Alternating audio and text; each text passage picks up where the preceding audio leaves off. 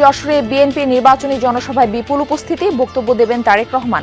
দেশকে আফগানিস্তান বানাতে চায় জামায়াত, অভিযোগ মির্জা ফখরুলের।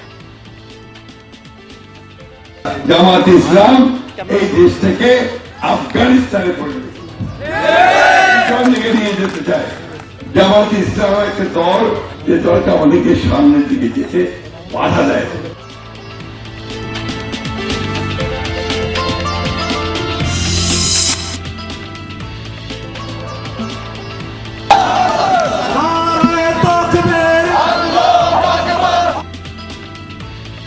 মহেশখালীতে 11 দলীয় ঐক্যের জনসভায় যোগ দিয়েছেন জামায়াত আমির। কক্সবাজার ও চট্টগ্রামে আজ আরও 4টি সমাবেশ।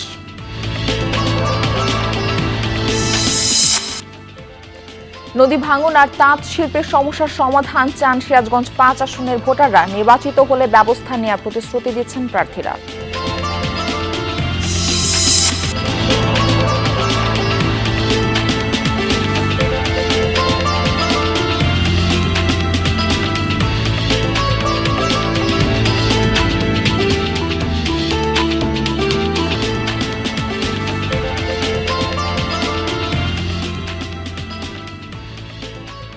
আমন্ত্রণ সংবাদ সারা দেশে, আপনাদের সঙ্গে রয়েছে আমি মারফি রহমান। এতক্ষণ শিরোনাম দেখছিলেন, এবার বিস্তারিত জানাবো।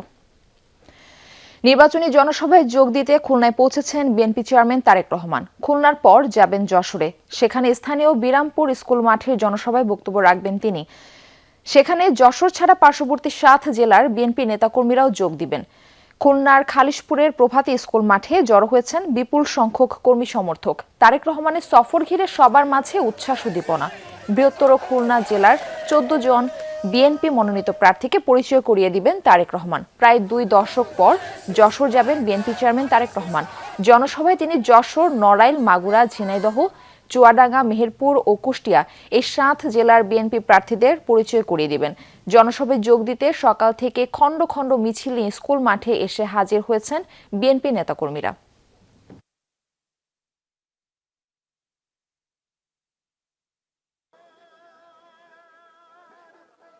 আমাদের সামনে যে ব্যারিয়ারটা আছে মহিলাদের সামনে, আজকের এই জনসভা আমাদের মিল কারখানা এগুলো সব বন্ধ অচলে আছে। তিনি আশা করি তিনি আমাদের প্রতিশ্রুতি দেবেন এই অঞ্চলের মিল কারখানা যাতে আমরা চালু করতে পারি। আমাদের বেড়িবাঁধগুলো মজবুতির দরকার, রোডঘাটও মজবুতির দরকার, স্কুল কলেজ হাসপাতাল এগুলো মানে সংস্কার করার দরকার। এই 22 বছর পর তারেক রহমান সাহেব এই খুলনার মাটিতে পা রাখছেন দেখে যে মানুষ যে ঈদের যে আনন্দ তার থেকেও বেশি আনন্দিত। জামায়াত ইসলামী দেশকে পিছিয়ে দিতে চায়, দেশটাকে তারা আফগানিস্তান বানাতে চায়। ঠাকুরগাঁয়ে এমনটা বলেছেন বিএনপি মহাসচিব মির্জা ফখরুল ইসলাম আলমগীর। সকালে ঠাকুরগাঁও 1 আসনের ধোলারহাট বাজারে নির্বাচনী পথসভায় এসব কথা বলেন তিনি আরো বলেন, জামায়াতের আমির নারীদের নিয়ে যদি কোনো কটূক্তি করে থাকেন তবে সেটা অবশ্যই অন্যায়। নারীরা তা কখনোই মেনে নেবে না। বাংলাদেশের জনসংখ্যার অর্ধেকেরও বেশি নারী পুরুষ সমান অধিকার নিয়ে এই দেশে বসবাস করবে। এছাড়া মহাসচিব বলেন, নারীদের সমান অধিকার ও তাদের প্রাপ্য নিশ্চিত করতে বিএনপি সব সময় বদ্ধপরিকর। একটা দল, যে দলটা আমাদেরকে সামনের দিকে 5 ঘন্টার বেশি কাজ করতে পারবে না, খাবে কি? আমাদের মেয়েরা যদি স্কুল কলেজে না যায়, পড়াশোনা না করে, চাকরি পাবে কোথায়? বাটপাড়ি, পুরা মিথ্যা কথা। কোন সরকার কাজ না করলে কাউকে টাকা দিবে হবে নাকি? এরা জামায়াতে ইসলাম এই দেশ থেকে আফগানিস্তানে পরিণত করতে চায়। সময় আর বেশি নেই, তাই প্রচার প্রচারণায়ও দম ফেলার সময় নেই। দিনভর নানা প্রতিশ্রুতি নিয়ে ভোটারদের কাছে ছুটছেন সংসদ নির্বাচনের প্রার্থীরা। শহর থেকে গ্রাম সবখানে চলছে জনসভা, মিছিল আর প্রচার সামগ্রী বিতরণ। এলাকার উন্নয়ন, মাদক নির্মূল, কর্মসংস্থান সৃষ্টি সহ বিভিন্ন প্রতিশ্রুতি দিয়ে ভোটারদের সমর্থন চাইছেন তারা। ভোটের মাঠে সরব স্বতন্ত্র প্রার্থীরাও। কোথাও কোথাও পরস্পরের বিরুদ্ধে আচরণবিধি লঙ্ঘনের অভিযোগও করছেন প্রার্থীরা। ভোটাররাও করছেন নানা হিসাব নিকাশ। তাদের চাওয়া শান্তিপূর্ণ পরিবেশে সুষ্ঠু ও নিরপেক্ষ ভোট। অনাকাঙ্ক্ষিত ঘটনা এড়াতে তৎপরতা বাড়িয়েছে আইনশৃঙ্খলা বাহিনী।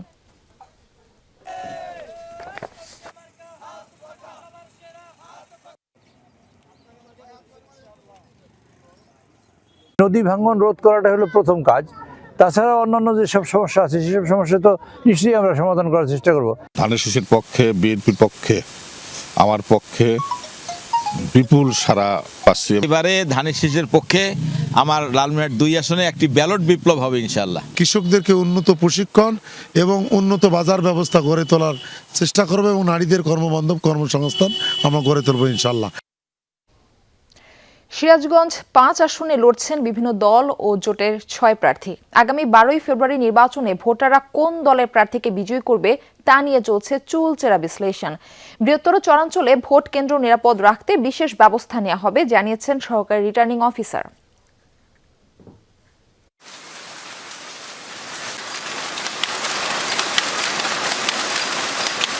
তাঁত শিল্প সমৃদ্ধ বেলকুচি আর ভাঙন কবলিত চৌহালি উপজেলা নিয়ে সিরাজগঞ্জ 5 এই আসনে বিভিন্ন দল ও জোটের 6 প্রার্থী থাকলেও ভোটের লড়াই চলছে বিএনপি ও জামায়াত প্রার্থীর মধ্যেই। আগামী 12ই ফেব্রুয়ারি কার হাতে যাবে আসনটি তা নিয়ে চলছে চুলচেরা বিশ্লেষণ। 2 উপজেলার মোট ভোটারের অর্ধেকের বেশি বসবাস করে চরাঞ্চলে। প্রতিনিয়ত তাদের লড়াই নদী ভাঙনের সাথে। একদিকে যমুনার ভাঙন, অন্যদিকে তাঁত শিল্পের বিভিন্ন সমস্যায় অনিশ্চয়তায় কাটছে হাজারো পরিবারের দিন। ভোটাররা বলছেন এই সমস্যার সমাধান করবে যে প্রার্থী তাকেই নির্বাচিত করবেন তারা। নদী ভাঙন কবলিত এলাকা, সেই ক্ষেত্রে চৌহালি থেকে আমাদের যারা চৌহালির ভোটাররা আছে বা চৌহালি বাসিন্দারা যারা আছে তারা আসলে সব দিক থেকেই বঞ্চিত। ভালো প্রার্থীকে বিদায় করব, যাতে আমরা সবসময় তাদের কাছে পাই, ভালো লোকের পাশে পাই। আমার প্রথম ভোটটা আমি এমন ব্যক্তিকে দিতে চাই যে ইনসাফ প্রতিষ্ঠিত করবে এবং বেলকুচি শিক্ষার মান, বেকারত্ব দূরীকরণ এবং আমাদের চৌহালিতে নদী ভাঙন যেন রক্ষা পায়। আমরা এমন একজন প্রতিনিধি চাই যিনি সকলের দ্বারে দ্বারে ঘুরে এই প্রতিষ্ঠানের অবস্থাটা দেখবে সচক্ষে। বিএনপি প্রার্থী বলছেন নির্বাচিত হলে নদী ভাঙন ঠেকাতে যত দ্রুত সম্ভব টেকসই বাঁধ নির্মাণের ব্যবস্থা করা হবে। এছাড়া তাঁত শিল্পকে বাঁচিয়ে রাখতেও বেশ কিছু উদ্যোগ নেওয়ার কথাও জানান তিনি। চোখ এবং মুখ দেখলেই মানুষের সমর্থনটা বোঝা যায়, সেই হিসাবে আমি খুবই আশাবাদী যে ইনশাল্লাহ জনগণ যদি সুস্থভাবে ভোট দেওয়ার সুযোগ পায় তাহলে জনগণ ব্যাপকভাবে ইনশাল্লাহ ধানের শীষে ভোট দেবে। নির্বাচিত হলে বেলকুচি চৌহালিকে আধুনিক রূপ দেওয়ার আশ্বাস দিয়েছেন জামায়াতের প্রার্থী। একটা ওয়াবাদ, একটা সমতা, একটা ন্যায্যতা এবং একটা সকল মানুষের ভোটাধিকার প্রয়োগের একটি সুন্দর মাঠ আমরা চাচ্ছি এবং দাবি করছি। নির্বাচন সুষ্ঠু হলে জয়ের ব্যাপারে আশাবাদী অন্যান্য দলের প্রার্থীরাও। আমরা চাচ্ছি বাকি যে কয়টা দিন আছে লেভেল প্লেইং ফিল্ডটা যেন সুস্থ সুন্দর থাকে, এই বিষয়টা আমরা নির্বাচন কমিশনের কাছে প্রত্যাশা করব। অনেক এমপি হয়ে গেছে, হে চইলা যায় বেলকুচি থেকে, তাকে পাওয়া যায় না। ঢাকায় যায় থাকে, তার পিএসের হাতে যোগাযোগ করা যায় না। আমি সবসময় সকাল 8টা থেকে রাত 10টা পর্যন্ত আমার প্রতিষ্ঠানে বসি। আমার বাড়ি ইনশাল্লাহ বেলকুচি পৌরসভার ভিতরে। নির্বাচনে এই 2 উপজেলার কেন্দ্রগুলোতে বিশেষ নিরাপত্তা ব্যবস্থা করা হয়েছে বলে জানান সহকারী রিটার্নিং অফিসার। যতটা দ্রুত সময়ের মধ্যে সম্ভব আমাদের এখানে 2 জন আচরণবিধির ম্যাজিস্ট্রেট আছেন, যে কোনো ইনফরমেশন আসলে আমরা সাথে সাথে ব্যবস্থা নিচ্ছি। সিরাজগঞ্জ 5 আসনে 13টি ইউনিয়ন আর একটি পৌরসভা রয়েছে। মোট ভোটার সংখ্যা 4,25,321 জন। জারিন অর্নি, যমুনা নিউজ। এবারের সংসদ নির্বাচনে সারা দেশে একমাত্র তৃতীয় লিঙ্গ বা হিজড়া প্রার্থী লড়ছেন রংপুর 3 আসনে। পোশাকে কথাবার্তায় স্মার্ট এই প্রার্থীর নাম আনোয়ারা ইসলাম রানী। প্রান্তিক জনগোষ্ঠীর মৌলিক অধিকার এবং মর্যাদার জন্য লড়াইয়ের দাবি রানীর। জেন্ডার বিশেষজ্ঞরা মনে করেন রানীর এই প্রতিদ্বন্দ্বিতা শুধু আক্ষরিক নয়, চ্যালেঞ্জ ও সাহসের। আনোয়ারা ইসলাম রানী একজন বৃহন্নলা বা হিজড়া। 13শ জাতীয় সংসদ নির্বাচনে রংপুর 3 সদর আংশিক সিটি কর্পোরেশন আসনের স্বতন্ত্র প্রার্থী। হরিণ প্রতীকে লড়ছেন তিনি। প্রান্তিক জনগোষ্ঠীর মৌলিক অধিকার নিশ্চিতে ভোটের লড়াইয়ে অংশগ্রহণের কথা জানালেন এই প্রার্থী। লাঞ্ছনা বঞ্চনা দূর করে আমাদের যে মৌলিক অধিকারগুলো এখনো বাস্তবায়ন হয়নি বাংলাদেশে, আমি সকল প্রান্তিক জনগোষ্ঠীর মৌলিক অধিকার এবং অধিকার মর্যাদা, সকল মর্যাদা বাস্তবায়ন করার উদ্দেশ্যে আমার এই ভোট যুদ্ধ। ভোটের মাঠে সরব রানী, গানে গানে চলছে প্রচারণা, গণসংযোগে তার সঙ্গী সাথী। প্রতিপক্ষ প্রার্থীর সমর্থকদের বিরুদ্ধে অফলাইন অনলাইন বুলিংয়ের অভিযোগ রানীর। প্রতিপক্ষ প্রার্থীদের সহিংসতার বদলে সহিষ্ণুতা নিশ্চিতে নির্বাচন কমিশনকে বাড়তি মনোযোগের পরামর্শ জেন্ডার বিশেষজ্ঞ কুন্তলা চৌধুরীর। আমরা তো জানি যে আমরা কিরকম একটা পেট্রিয়ার্কাল সোসাইটিতে বসবাস করি, যেখানে একজন নারীকেই নির্বাচন করতে গেলে তাকে নানা রকমের বাধার সম্মুখীন হতে হচ্ছে। সেখানে একজন তৃতীয় লিঙ্গের মানুষ যিনি নির্বাচন করতে যাচ্ছেন এবং এমপি পদে দাঁড়াচ্ছেন, সেটা অনেক বড় একটা সাহসের বিষয়। বিভিন্নভাবে প্রচার করছেন যে হিজড়াকে ভোট দিলে ধরে ধরে হিজড়া বানানো হবে, এই ধরনের আরো বিভিন্ন যেগুলো কথা আমি আসলে মুখে বলতেও লজ্জা পাই। দ্বাদশ জাতীয় সংসদ নির্বাচনে জাতীয় পার্টির DM কাদেরের সাথে ভোট করে দ্বিতীয় হয়েছিলেন রানী। তিনি সহ বিএনপি জামায়াত ছাড়াও আরও 7 প্রার্থী তার প্রতিদ্বন্দ্বী। প্রচার প্রচারণা, আর্থিক অসঙ্গতি, পোলিং এজেন্ট বিষয়ে বিশেষ সুবিধা বন্দোবস্তের দাবি আনোয়ারা ইসলাম রানীর। এক্ষেত্রে নির্বাচন কমিশন ব্যবস্থা নিতে পারে বলে মনে করেন জেন্ডার বিশেষজ্ঞরা। আমার মনে হয় এক্ষেত্রে নির্বাচন কমিশন থেকে এখন প্রচুর সচেতনতামূলক প্রোগ্রাম করা যেতে পারে, যে আমরা অন্য মতাদর্শের মানুষকে কেউ আসলে বুলিং করব না বা কোনো ধরনের সহিংসতার শিকার করব না। লেভেল প্লেইং ফিল্ডের কথা বলছি। এই লেভেল প্লেইং ফিল্ড হবে তখন যখন আমাকে একটু এক্সট্রা সুযোগ সুবিধা দেওয়া হবে, কেননা আমি পিছন থেকে সামনে আসছি। ন্যায় অধিকার তৃতীয় লিঙ্গ উন্নয়ন সংস্থা রূপান্তর সহ বিভিন্ন ব্যবসা প্রতিষ্ঠানের প্রতিষ্ঠাতা রানী হলফনামায় বলেছেন ব্যবসা থেকে বাৎসরিক আয় 9,10,000 টাকা। সরকার মাঝারুল মান্নান, যমুনা নিউজ, রংপুর। খুলনার জনসভায় কথা বলছেন বিএনপি চেয়ারম্যান তারেক রহমান। আমরা সরাসরি যাচ্ছি সেখানে। কেউ যদি কথা বলার চেষ্টা করেছে, আমরা দেখেছি কিভাবে তাকে রাতের আধারে তুলে নেওয়া হয়েছে, গুম করা হয়েছে, খুন করা হয়েছিল।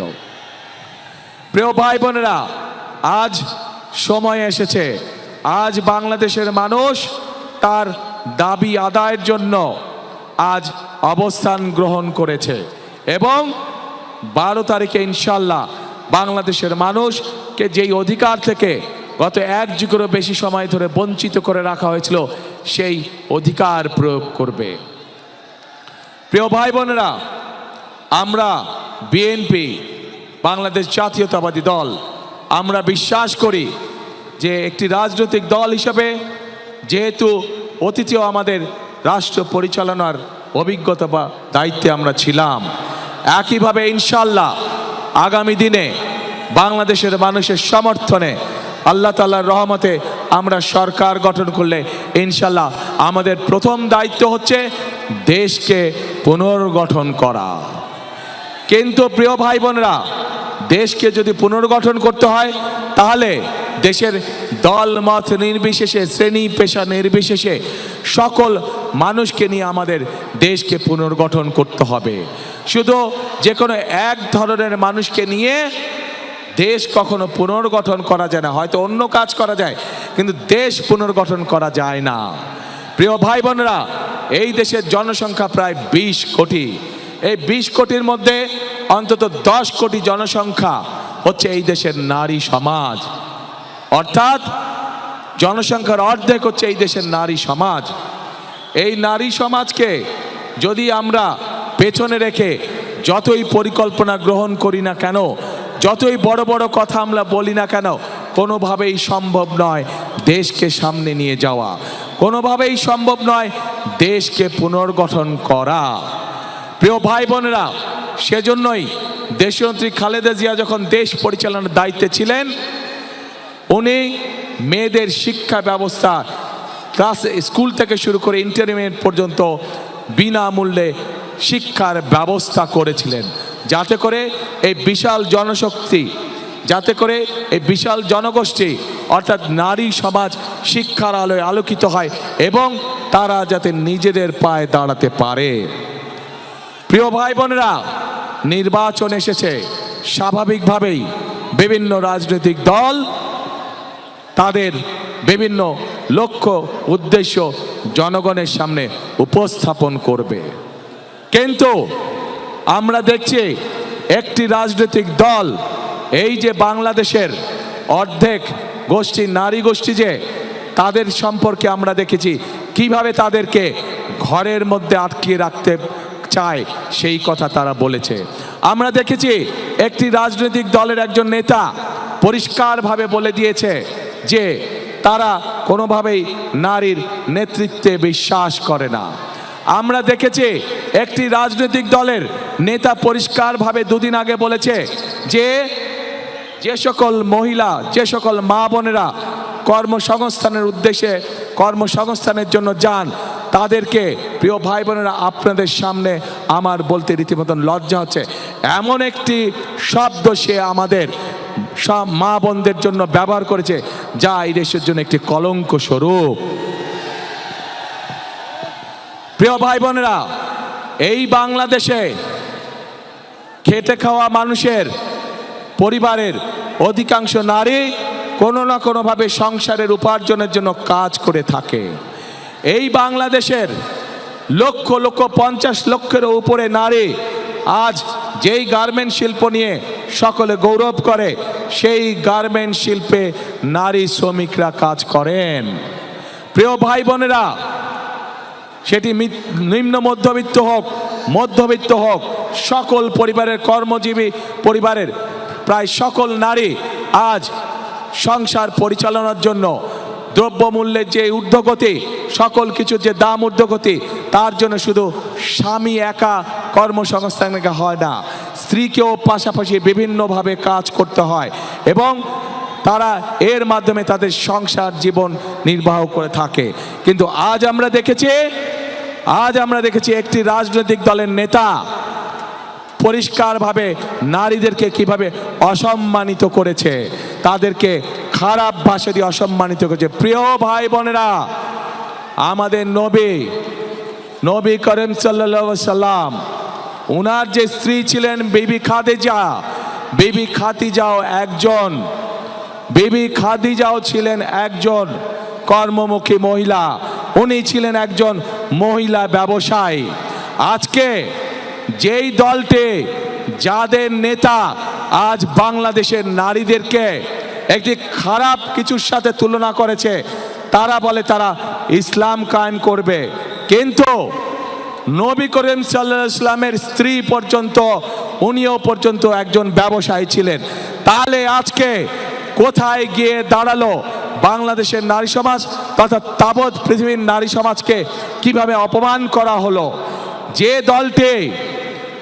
দলটি নির্বাচনের আগে দেশের অর্ধেক জনগোষ্ঠীকে ঘরের মধ্যে বন্দি করতে চায়, যে দলটি নির্বাচনের আগে দেশের অর্ধেক জনগোষ্ঠীকে অসম্মানজনকভাবে কথা বলে, তাহলে আপনাদের কাছে আমার প্রশ্ন, আজকে নির্বাচনে যদি তারা কোনোভাবে সুযোগ পায় নির্বাচন পরবর্তী সময়, তাহলে তাদের আচরণ কি হতে পারে? কাজেই প্রিয় ভাই বোনেরা, এরা শুধু নিজের স্বার্থের কথা বোঝে। খুলনার জমা সমাবেশ স্থলে কথা বলছেন বিএনপি চেয়ারম্যান তারেক রহমান। আমরা এতক্ষণ সেখানেই ছিলাম। দর্শক, এই ছিল সংবাদ সারা দেশের এখনকার আয়োজনে। এতক্ষণ সাথে থাকার জন্য ধন্যবাদ সবাইকে।